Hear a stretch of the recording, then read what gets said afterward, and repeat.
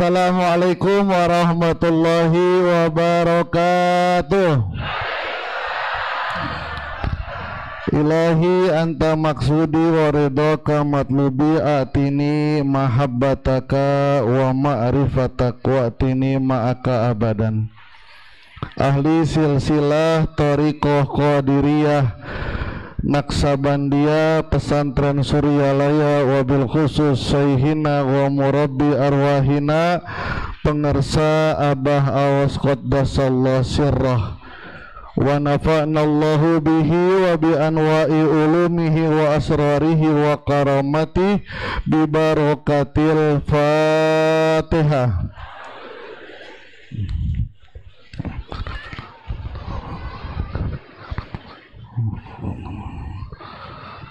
Al-Mukarramah Umi beserta keluarga besar Sirna Rasa, Abah Jagat, Profesor Dr. Budi Rahman Hakim beserta seluruh wakil talqin Syekh Mursid Mata'an Allah bituli hayatihim, ikhwan akhwat yang dirahmati oleh Allah Subhanahu wa Ta'ala.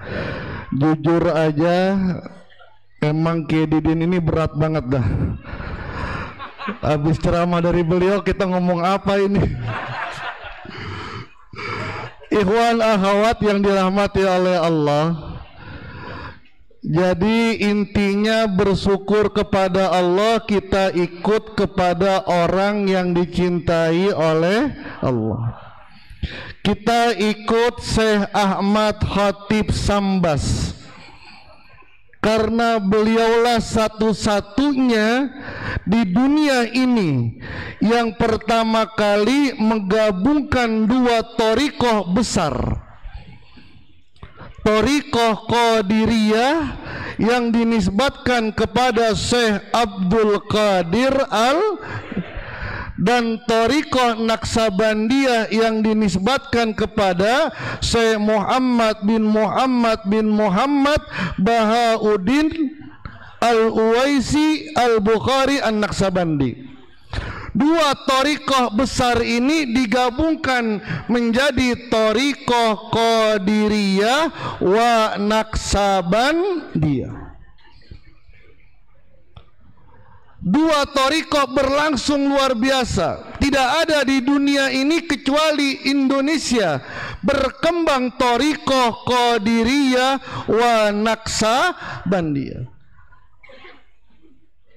Pergantian zaman penerus-penerus dan alhamdulillah manusia pertama di dunia ini, kekasih Allah yang menggabungkan dan menghilangkan satu huruf antara dua thariqah ini, yaitu huruf waw. Qadiriyah Naksabandiyah. Siapa itu? Guru agung kita Abah Awas. Nggak sembarangan waw dihilangkan, Pak. Thariqah Qadiriyah wa Naksabandiyah seperti terpisah Qadiriyah ini, Naksabandiyah ini. Abah menghilangkan huruf waw, maka tidak akan bisa menjadi Qadiri kalau tidak menjadi Naksabandi. Begitu pula tidak akan menjadi Naksabandi kalau tidak menjadi zikir jahar, harus dengan zikir khafi. Zikir khafi akan hidup kalau ada zikir. Alhamdulillah. Ternyata thariqah Qadiriyah tidak semuanya diambil oleh Syekh Ahmad Khatib Sambas. Kalau Bapak Ibu ingin mempelajari tentang zikirnya Syekh Abdul Qadir, ada dua kitab yang bisa merepresentatifkan. Pertama, kitab Al-Gunyah li Talibi Tariqil Haq. Yang kedua, kitab Sirrul Asrar. Ini rada serius ya, serius nih, sampai terakhir serius. Nggak tahu. Kedua kitab ini adalah menggambarkan bagaimana zikirnya Syekh Abdul Qadir Al-Jailani, ditambah satu kitab namanya kitab Al-Ahzab, hizib-hizib Syekh Abdul Qadir Al-Jailani. Di sana ada zikir Yaumul Isnain, zikir hari Selasa, zikir hari Rabu. Di sana ada zikir Asmaul Husna dan sebagainya. Yang diambil oleh Syekh Ahmad Khotib Sambas satu yang saya ketahui sementara adalah zikir la ilaha illallah. Hizib Jailani meskipun dari Syekh Abdul Qadir Jailani tidak dianjurkan diamalkan dalam thariqah Qadiriyah, Naksabandiyah, pesantren Suryalaya. Kenapa? Karena ikut guru mursyid kita. Kenapa Ustadz cuman zikir la ilaha illallah? Ternyata dengan zikir la ilaha illallah mewakili semua zikir-zikir yang ada dalam kitab Syirul Asrar dan kitab Al-Gunyah li Talibi Tariqil Haq. Jadi yang tadi dikatakan oleh Kiai Didin, singkat, apa lagi? Padat, mengesankan dan memuaskan, gitu Pak. Memuaskan ya.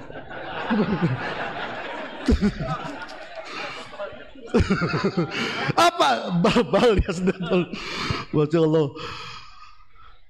Ternyata zikir la ilaha illallah semuanya masuk ke sana. Di antara kemuliaannya, Rasulullah bersabda, afdalu ma qultu ana wan nabiyuna min qabli la ilaha illallah. Nabi Musa punya zikir, zikir terbaik adalah la ilaha illallah.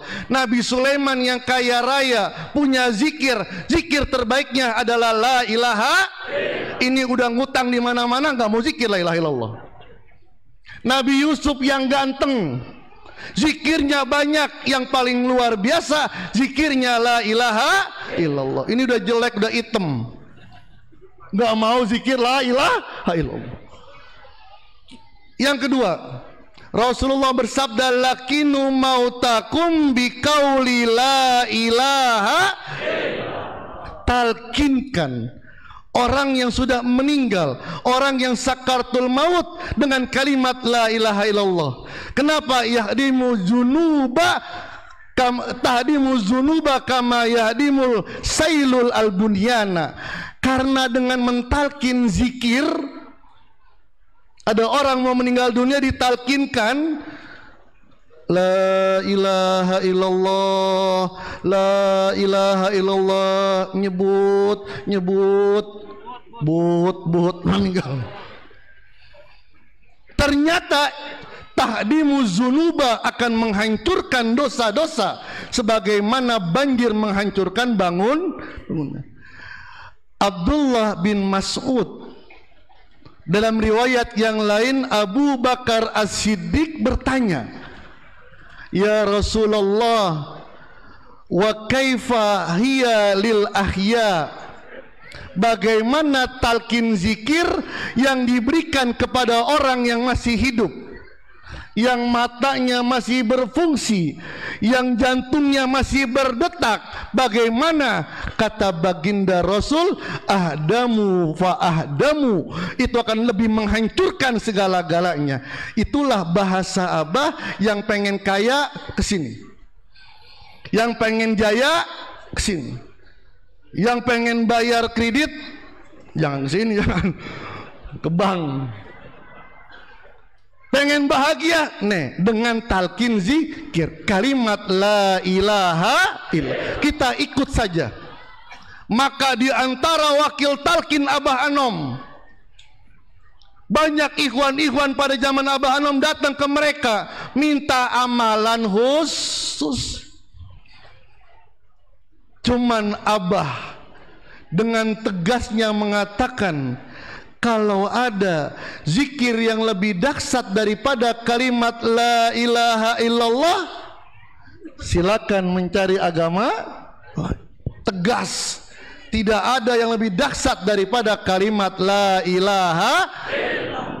Maka siapapun yang memberikan amalan, hatta dia wakil talqin, ini sudah sering disebutkan, sering diungkapkan. Maka jujur dengan tegasnya, wakil talqin itu hanya perawat yang cuman nggak bisa bikin resep. Yang bikin resep adalah Abah. Sudah ikut Abah, ikut zikir la ilaha. Naksabandi pun banyak Pak amalannya. Lihat kitab Thariqah An-Naksabandiyah, zikirnya banyak Pak, bahkan ada duduknya bermacam-macam. Tapi yang diambil oleh Syekh Ahmad Khatib Sambas adalah zikir hopi dengan isim mufrad. Luar banyak zikir dalam Naksabandiyah. Yang kedua khawajakan. Khawajakan itu sekarang disebut dengan khotaman. Cuman dalam Thariqah Naksabandiyah kalau Bapak lihat, itu khotaman gak sembarangan orang boleh baca. Jadi yang baca khotaman tuh gak boleh sembarangan. Jadi kalau sudah levelnya sudah lumayan tinggi, itu baru boleh memimpin khotaman. Tapi ketika kemursidan, Abah Anom, Abah Aos, ketika orang mendapatkan talqin zikir, sudah boleh membaca khotaman. Kok bisa begitu? Karena bagaimana orang yang diikuti. Saraful matbu sarafut tabi bisarafil matbu. Kemuliaan orang yang ikut dengan bergantung dengan kemuliaan orang yang diikuti. Pernah manakiban ke Sumatera, ke Palembang, ke Medan. Itu pas sampai di airport Palembang, kita turun sudah disiapkan bis Pak. Dan sudah motor Harley banyak Pak, 20 lebih. Kita di jalan dikawal dengan motor Harley. Yang biasanya lampu merah suruh berhenti, ini jalan terus Pak. Jalan terus. Itu ada saya di situ, ada Kiai Dadang dan Abah Jagat. Pertanyaannya, itu motor Harley ngawal saya atau ngawal Abah? Ngawal saya atau ngawal Abah? Ngawal Kiai Dadang atau ngawal Abah? Sampai ke tempat, itu makanan luar biasa Pak. Duren lain, udang lain, buah-buahan lain, siapin semuanya Pak. Pertanyaannya, itu semuanya disiapkan untuk saya atau untuk Abah? Cuman ketika di situ Abah nggak makan duren Pak. Durennya dibelah dikasih kita yang makan banyak, saya sama Kiai Dadang. Iya. Udang gede-gede Pak. Udang gede-gede, Abah cuman makan dikit, yang paling banyak kita Pak. Sampai bertahak enggak. Kenapa bisa begitu? Karena kita ikut. Begitu pula bagaimana guru mursyid. Ketika kita ikut dengan orang yang sudah mempunyai kedudukan, maka hal seperti itu, misalnya baca khotaman, tidak boleh sembarangan. Ketika kita ikut dengan orang yang mempunyai sesuatu kapasitas yang kuat, maka dibolehkan. Inilah keuntungan ikut. Nanti ada zikir hofi. Zikir hofi dengan isi mufrad. Intinya adalah firman Allah Subhanahu wa taala, wallazina amanu wa atba'uhumuz zurriyatun biimanin alhaqnahum zurriyatahum alhaqna bihim zurriyatahum. Orang-orang yang beriman lalu zuriyahnya mengikutinya, mengikuti keimanannya, maka mereka akan dikumpulkan nanti di padang mahsyar oleh Allah Subhanahu wa taala. Pertanyaannya, kita ini zuriyahnya Abah atau tidak? Kita ini anak ruhaninya Abah atau tidak? Anak ruhani kita. Silakan buka tafsir Ibnu Katsir. Itu diriwayatkan oleh Ibnu Abbas. Iza dakhala ahlul jannati al jannata.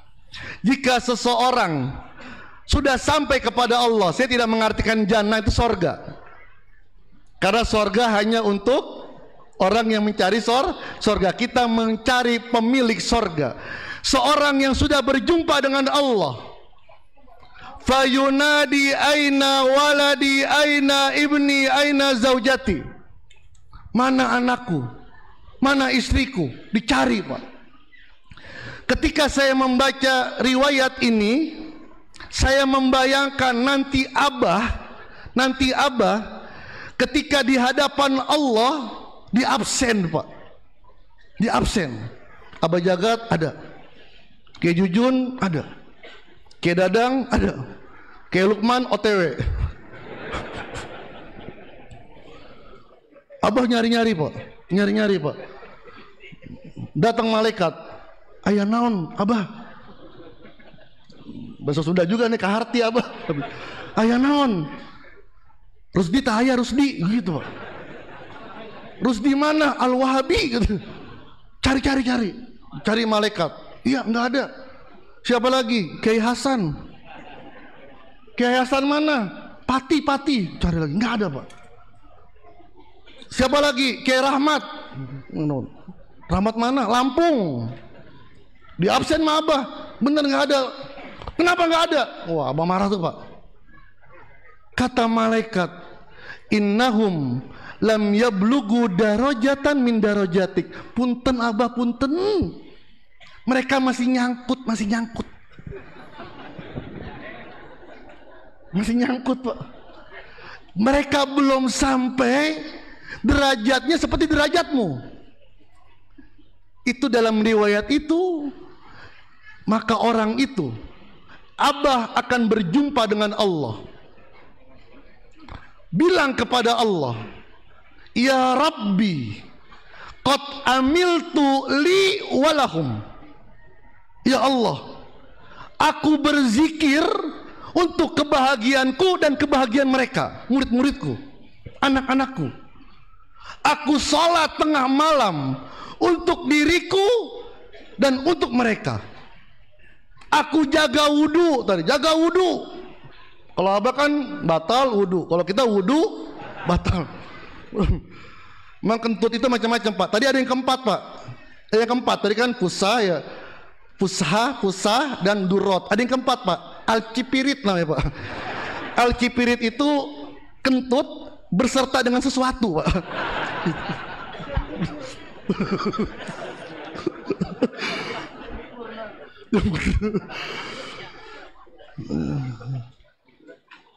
Aku jaga wudhu li walahum, untuk aku dan untuk mereka.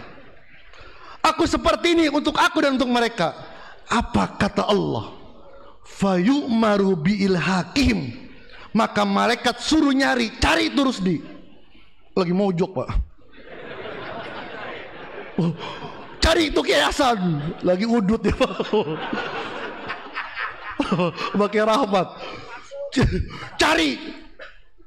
Masya Allah. Inilah kemuliaan ketika seseorang ikut dengan orang yang dimuliakan oleh Allah Subhanahu wa Ta'ala. Ini saja yang bisa sampaikan. Wallahu muwaffiq ila aqwamit thoriq. Assalamualaikum warahmatullahi wabarakatuh. Allahumma